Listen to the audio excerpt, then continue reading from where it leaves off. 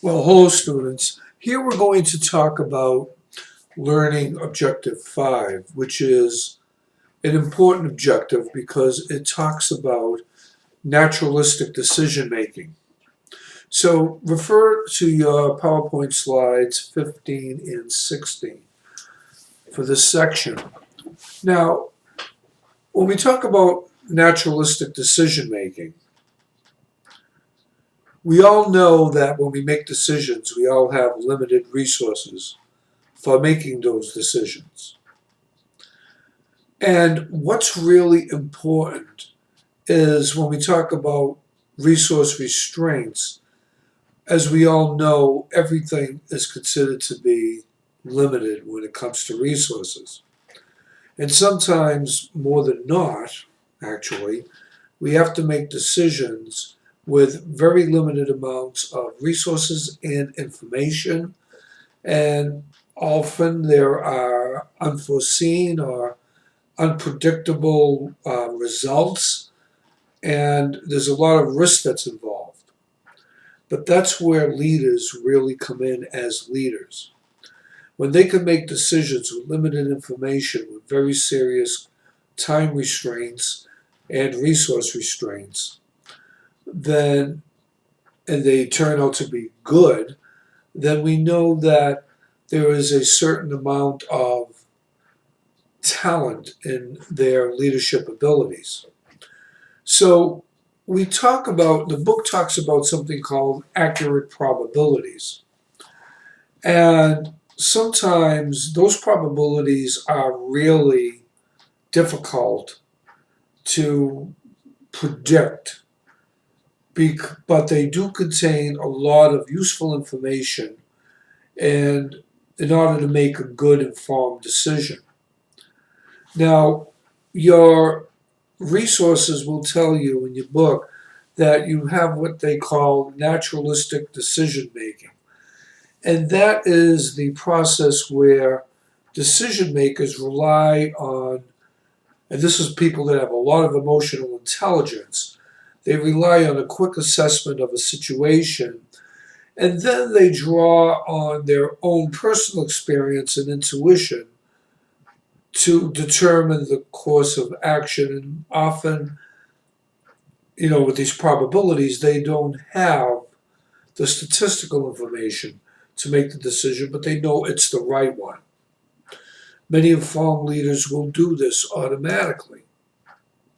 So when we talk about naturalistic decision making, we look at how managers, teams, and organizations make decisions based in their own environment.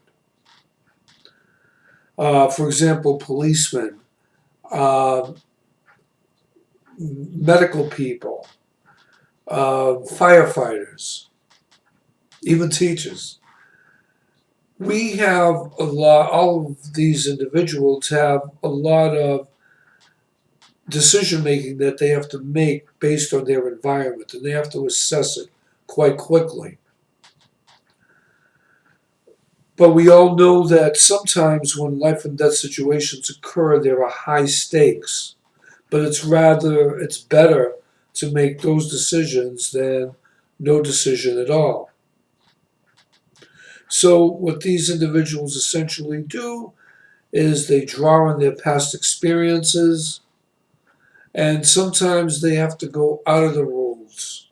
Not that they want to, but they need to, because something that they're looking at, like this coronavirus that we're looking at, we've never seen anything quite like this before. We've seen a lot of devastations and a lot of different things, but not something that is this serious in such a short period of time. So a lot of times our leaders have to make decisions based on very limited information and what they know, but they know the alternative, and not making a decision can be devastating. So naturalistic decision making can often talk about the probability of success when making the options. And it describes how decision makers, again, draw on their experience and their and based on that experience, will give you the best course of action. And a lot of these times, decisions are based on prototypes and intuition. And intuition basically is the process of assessing a situation which identifies problems or opportunities and knowing what action to take even when the decision maker cannot consciously describe the situation. And that is really something that's coming right out of your book. And it's very, very true. You can't always put your thumb on intuition. You just know it's right. But the alternative is much more devastating. Now, the other thing is that um, your book mentioned something called sense making. And sense making is not really a decision making approach, but it talks about how people gather information and make judgments based on the research that they've done in the particular areas. And it describes how people are trying to make sense of everything they see. And again, going back to individuals that have a lot of emotional intelligence, they're able to make decisions by what's around them. Like, what information could they take in? And the decision is better described as this is right out of your book, a justification for actions that have no rational basis.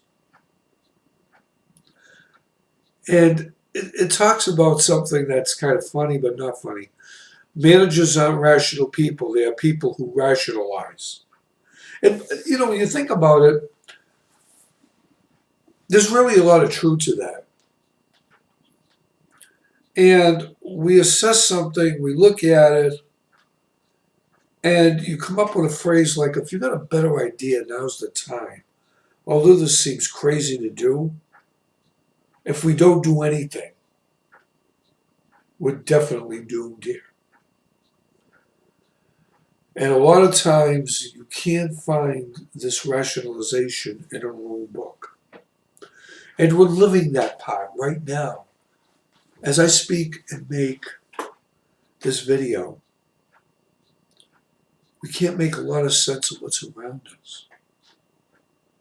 But we know what's around us. And our leaders have to take action. Okay, that is the end of this video.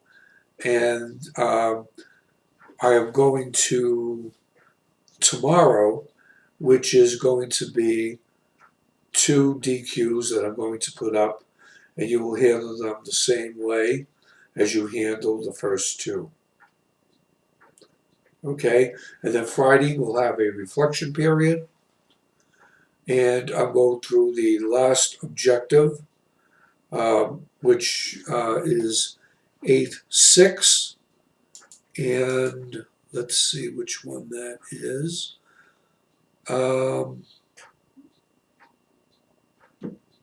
And that's going to be improved decision making, looking at the environment and building expertise. And if you have your books, that's on page 273 of your book. Thank you. But then again, always refer to your PowerPoint slides and my lectures, put them together, and you should be able to make sense out of a lot of everything that I'm talking about.